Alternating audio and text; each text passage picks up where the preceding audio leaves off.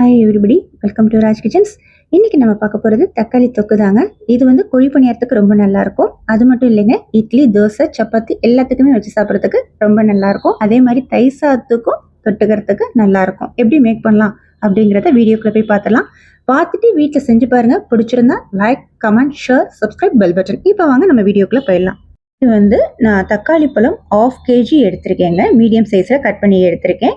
பூண்டு பற்கள், நாட்டு பூண்டு பற்கள் எடுத்துக்கோங்க 15. குஷ்பு பூண்டு எடுத்துடாதீங்க, அது வாசமும் வராது, டேஸ்ட்டும் வராது. அரைச்சி எடுக்கக்கூடிய தன்மையும் உங்களோட ஷேர் பண்ணியிருக்கேன் பாருங்கள். திப்பி பக்குவத்தில் இருக்கணும், ஃபைன் பேஸ்ட்டாக அரைச்சி எடுக்காதீங்க. அப்போ அது வந்து மழுமழுப்பு தன்மை கொடுத்துரும். இப்போ நான் மண்பானை எடுத்திருக்கேன். கொஞ்சம் டேஸ்ட்டும் வாசமும் அந்த மண்பானையில் தூக்கி கொடுக்கும் அப்படிங்கிறதுக்காக நல்லெண்ணெய் குழிக்கரண்டியாக ஒரு கரண்டி ஆட் பண்ணிவிட்டு லைட்டாக ஹீட் ஏறும்போது சின்ன கடுகு ஆட் பண்ணிக்கிங்க 1 டீஸ்பூன். பொரிய விட்டுட்டு 2 ஸ்பூன் மிளகாய்த்தூள் ஆட் பண்ணிவிட்டு அந்த ஆயிலே பட்டு லைட்டாக கிளறி விட்டுட்டு அரைச்சி வச்சுருந்த தக்காளி பூண்டு பேஸ்ட் ஆட் பண்ணிடுங்க.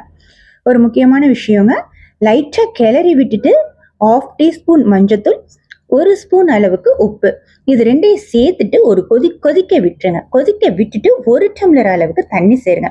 ஒரு சிலர் வந்து நான் லாஸ்ட் டைம் வந்து தக்காளி சட்னி மேக் பண்ணியிருந்தது போட்டிருந்தப்போ கேட்டீங்க, தக்காளி பழத்திலேயே தண்ணி இருக்குமே, அதுக்கு ஏன் தண்ணி ஆட் பண்ணுறீங்க அப்படின்னு சொல்லிட்டு.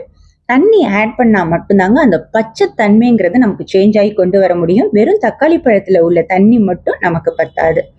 ஸ்டவ்வை ஹை ஃப்ளேமில் வச்சு நல்லா கொதிக்க விட்டுட்டு அதுக்கப்புறம் மீடியம் ஃப்ளேம்லையும் சிம் ஃப்ளேம்லையும் கொண்டு வந்துடுங்க. பக்கத்தில் நின்று கிளறி எடுங்க. காரணம் என்னன்னா பிடிப்புத்தன்மை வரும், அதனால பக்கத்தில் நின்று கிளறி எடுக்கிற மாதிரி பாருங்க. அதனுடைய பக்குவத்தையும் நான் உங்களோட ஷேர் பண்ணியிருக்கேன் பாருங்க. இந்த மாதிரி பக்குவம் நமக்கு வந்துடும். இந்த டயத்தில் 1 பிஞ்ச் அளவுக்கு சர்க்கரை ஆட் பண்ணிக்கணும். சர்க்கரை அப்படி இல்லாத சூழ்நிலைக்கு வெல்லம் நுணுக்கி எடுத்துட்டு, அது அப்படி இல்லாத சூழ்நிலைக்கு சுகர். இது என்ன காரணத்துக்காக ஆட் பண்றேன் அப்படிங்கன்னா விறுவிறுப்பு தன்மையை எடுத்துரும், அதனால ஆட் பண்றது. இறக்கக்கூடிய நேரத்துல கொஞ்சமா கருகப்புல, 1 பட்டை மிளகாவை 4 கிள்ளி ஆட் பண்ணி எடுத்து சாப்பிட்டு பாருங்க.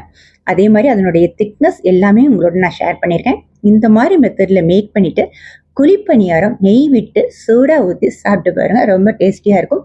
அதே போல தோசை, இட்லி, சப்பாத்தி நம்ம எல்லாத்துக்குமே வச்சு யூஸ் பண்ணலாம், டேஸ்டா இருக்கும். மேக் பண்ணி பார்த்துட்டு உங்களுடைய like, comment, share, subscribe, bell button. Thank you.